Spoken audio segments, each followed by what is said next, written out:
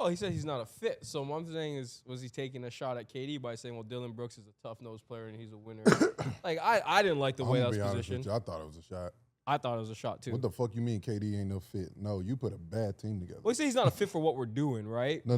KD's a fit for what you're doing. You had a bad team around him, so y'all had to start over.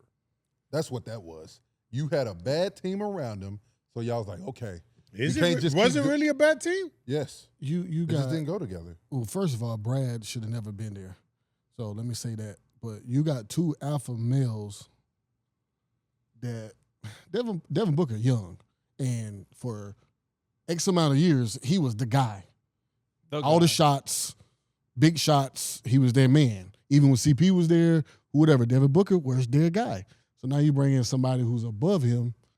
I just don't think that meshed. But he's too young. He's still too young to like, I'm going to just give the ball to KD and let KD be that guy. Nah, I'm that guy. This has been my team for 5 years. But we seen it, though, KD and Steph. Right? Steph is different, though. You talking about two different personalities, though. That is too different. That's two different personalities. Let's be completely honest. They fucked the team up. How? One, you never got rid of Chris Paul. Agree. That's point blank period. Agree. You should have never got rid of Chris Paul. I agree with that. The deal for Kevin Durant giving up Cam Johnson, Mikal Bridges, I don't think anybody is mad at that. No one's mad at that. But they were winning until Chris Paul got hurt before the playoffs. They were rolling. Can you imagine having a floor general like Chris Paul? Chris Paul just played 82 games. I know. So it wasn't Chris. It was them trying to, we think Chris is older and we can't do it with him. So that might have been something else inside the locker room, or the higher-ups, shout out to Kurt, didn't think that he was capable of winning. That's a shot. I understand the business side of it. You need to get the fan base back. Somebody got to fall, right? You're going to choose Kevin Durant. The motherfucker averaged 20 what?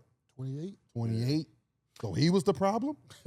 Kevin Kevin Durant was the problem? No. You put a bad group around him.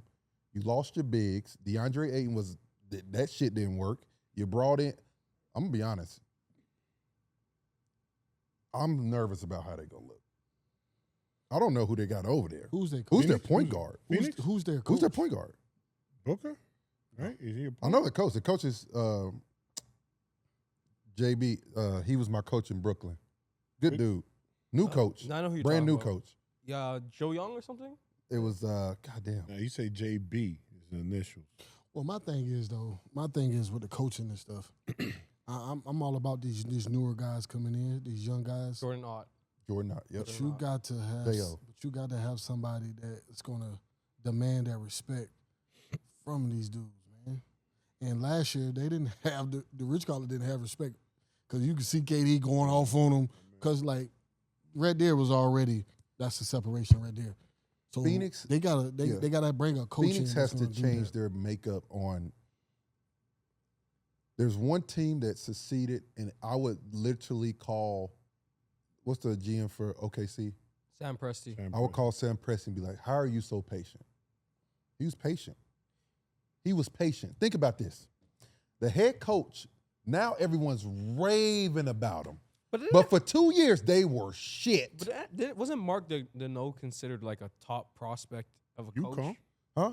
But no, that's cool. But what did Frank Vogel do that was wrong for him to get fired? Nothing, I don't think. Nothing. They ran into a Minnesota team that was just better than them. It wasn't that this team wasn't good enough. Minnesota was better. Frank Vogel had nothing to do with that.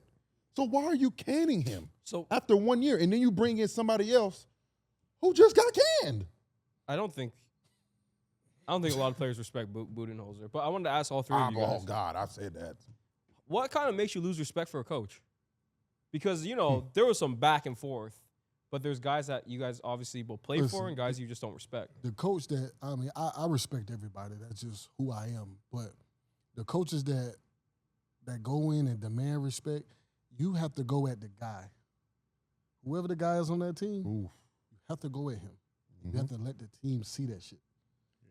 You have to. You can't let Kevin Durant cuss you the fuck out in front of the squad and you like tuck tail. You like, all right, You can't fucking do that. Yeah. You the head coach. You got to cuss his motherfucking ass out. You got to do something even crazier, man. Get the fuck out of here. Go. You're not playing the rest of the night.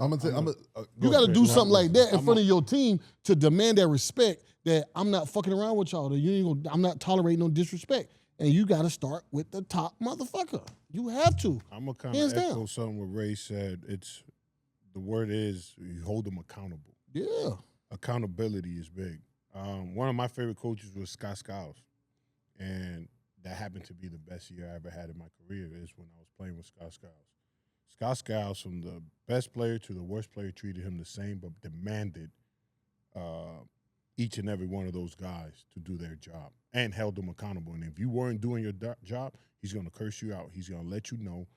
And what Ray said, you start from the top. And if you do that from the top, it trickles down all the way to the bottom.